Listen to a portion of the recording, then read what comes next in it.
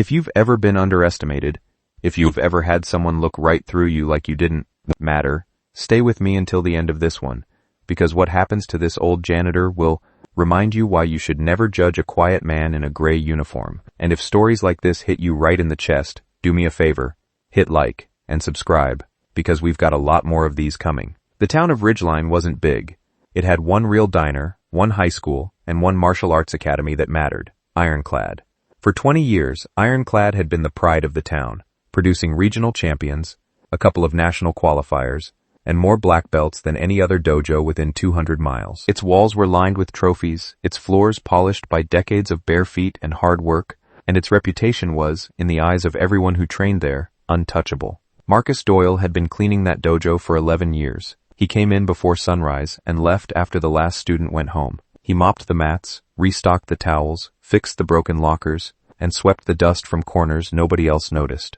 To the students, he was just the old janitor, a quiet, white-hued, gray-haired man who nodded politely and never said much. Nobody asked him where he came from. Nobody asked why his knuckles were thick and scarred, or why he moved with a strange, controlled stillness that didn't match a man who pushed a mop for a living. They simply didn't see him, and that was exactly how Marcus wanted it. Marcus hadn't always been invisible. 30 years ago, in a different city, under a different name spoken with reverence in certain circles, Marcus Doyle had been one of the most respected martial arts instructors on the East Coast. He had trained fighters who went on to win national titles, 3 of them to be exact. Champions whose names still appeared in magazines and highlight reels. But somewhere between his 3rd student's championship and the funeral of his own son, something in Marcus broke. He walked away from it all.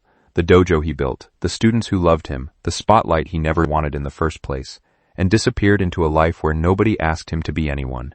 Ridgeline was where he landed. Ironclad was where he chose to hide, ironically, inside the very kind of building he used to rule. Tyler Reeves, on the other hand, had never known a single day of humility. At 24, he was Ironclad's rising star, a black belt with a string of amateur tournament wins, a loud mouth, and a group of younger students who followed him around like he was already famous. Tyler was talented. Nobody could deny that. But talent, when it isn't checked, has a way of curdling into something ugly. He mocked lower belts who struggled. He needled the front desk staff, and more than once, he'd made a joke at Marcus's expense. The old man with the mop, who was too slow, too old, too irrelevant to matter to someone like Tyler. It happened on a Tuesday evening, right after the last class let out. Marcus was mopping near the trophy case, humming an old tune under his breath, lost in the quiet ritual that had become his peace.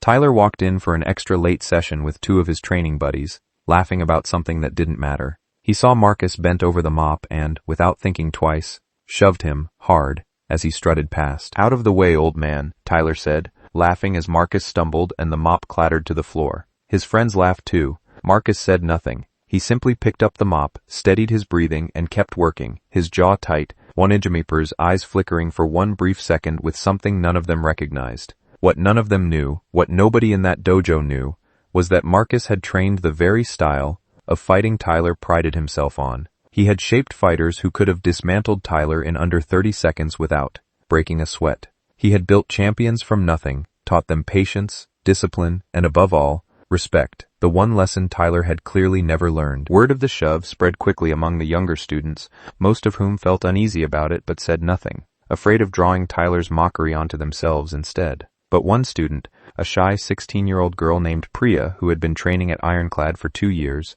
saw the whole thing happen. She'd always had a quiet respect for Marcus. He was the only person at the dojo who ever asked how her exams were going, the only one who noticed when she was having a hard week. That night she stayed behind to help him sweep up, partly out of guilt for not saying anything, and partly because something about the way Marcus's Karpta's eyes had changed for that split second stayed with her. "You could have said something back," Priya said quietly, handing him a stack of towels. Marcus smiled faintly. "Saying something back isn't always the strongest thing a man can do," he said. "Sometimes silence teaches its own lesson. Sometimes patience is the whole fight." Priya didn't fully understand what he meant.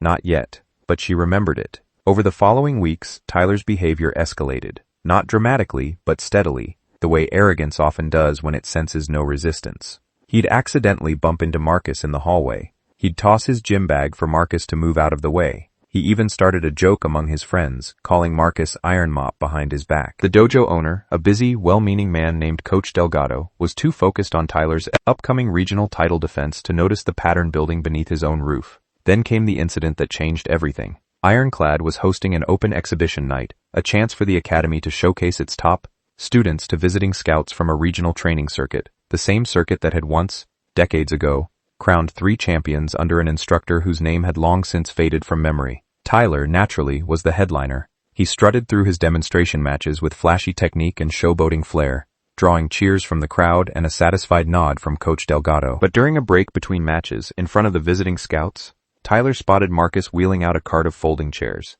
Emboldened by the crowd's attention and eager to get one more laugh, Tyler decided to make a show of it. "Hey everybody," he called out, smirking as heads turned toward him. "Let's see if the janitor can even throw a punch." He gestured toward Marcus mockingly, inviting the crowd's laughter, treating a man who had spent 30 years building champions like a punchline for cheap entertainment. The room chuckled awkwardly. Marcus stood still for a long moment, the folding chair cart resting under his weathered hands, dozens of eyes suddenly on him. And then, quietly, he set the cart aside. "You want a demonstration," Marcus said, his voice calm, low, and steady in a way that instantly silenced the laughter in the room. "All right." Coach Delgado, sensing something serious in the air, stepped forward to intervene, but one of the visiting scouts, an older man in a weathered jacket, suddenly went pale and grabbed his arm. "Wait," the scout whispered. "I know that voice. I know that face. That's—" He stopped himself, staring at Marcus like he'd seen a ghost standing in a gray uniform. Because he had. That scout had once trained under Marcus Doyle himself, 22 years ago, before he became a mid-level talent scout instead of a champion. He remembered the name whispered with reverence in fighting circles that had all but forgotten it, the coach who built 3 national champions and then vanished without a word. Tyler, oblivious to the murmurs rippling through the crowd, laughed and stepped onto the mat, waving Marcus forward with exaggerated, mocking politeness. "Come on then, old man. Show me what you got." What followed wasn't a brawl. It wasn't even, by most standards, a fight. Marcus stepped onto the mat with the same unhurried calm he carried while mopping floors, settling into a stance so subtle, so economical, that most of the crowd didn't even register it as a fighting posture until Tyler threw the first strike. A fast, flashy roundhouse meant to end things in one humiliating blow for the crowd's entertainment. Marcus wasn't there when it landed. He'd shifted a mere 6 inches, redirected Tyler's own momentum with a light touch to the shoulder, and let the young man's showmanship carry him stumbling past, off balance, into open air. The crowd gasped. Tyler, red-faced, spun and threw 2 more strikes in rapid succession, faster now, angrier. Both were absorbed and redirected with the same maddening, effortless calm. Not a single blow landing, not a single ounce of unnecessary force used in return. It wasn't until Tyler, off balance and humiliated in front of the scouts he'd been trying to impress all night, threw a wild, committed strike that Marcus finally moved with purpose. A single sweep, a single controlled takedown that put Tyler flat on his back on the mat, secured but unharmed, staring up at the industrial lights of the dojo he thought he owned. The room was silent. "Discipline," Marcus said quietly, extending a hand to help Tyler up, "isn't about how hard you can hit someone. It's about how much you choose not to." He paused, looking not at Tyler but at the room full of young students watching. "I didn't teach 3 champions how to win fights. I taught them how to never need one." The scout in the weathered jacket stepped forward, visibly shaken, and said the name out loud. For the first time in over 2 decades, the name of the coach 3 national champions still, credited in every interview as the reason they became who they were. Coach Delgado's jaw dropped. Priya, standing near the back of the crowd, felt a chill of understanding wash over her. The quiet patience Marcus had tried to explain to her weeks earlier suddenly made complete sense. Tyler sat on the mat for a long moment, humiliated not by the takedown itself but by the sudden, crushing realization of exactly who he had spent months disrespecting. When Marcus offered his hand again, Tyler took it this time and stood, his cocky smirk entirely gone, replaced by something rawer and more honest. "I'm sorry," Tyler said quietly, and for the first time since anyone at Ironclad had known him, he meant it. In the weeks that followed, everything changed at the academy, not through punishment or public shaming, but through something far more powerful. Marcus Doyle, at the gentle insistence of Coach Delgado and the visibly emotional pleading of the visiting scouts, agreed to step back onto the mat, not as a janitor, but as a teacher once more. He didn't do it for glory. He did it because Priya, and a dozen other quiet, overlooked students just like her, deserved a teacher who saw them the way nobody had seen him for 11 long years. Tyler, humbled in a way no trophy or title could have managed, asked to be Marcus's first student in this new chapter. It wasn't an easy road. Marcus made him sweep the mats before every single class for a month, not as punishment but as a lesson Tyler needed to feel in his own hands, the same lesson Marcus had quietly lived out for over a decade. Slowly, painstakingly, Tyler learned what true discipline meant, and in doing so, became not just a better fighter, but for the first time, a better person. Word spread through the regional fighting circuit fast.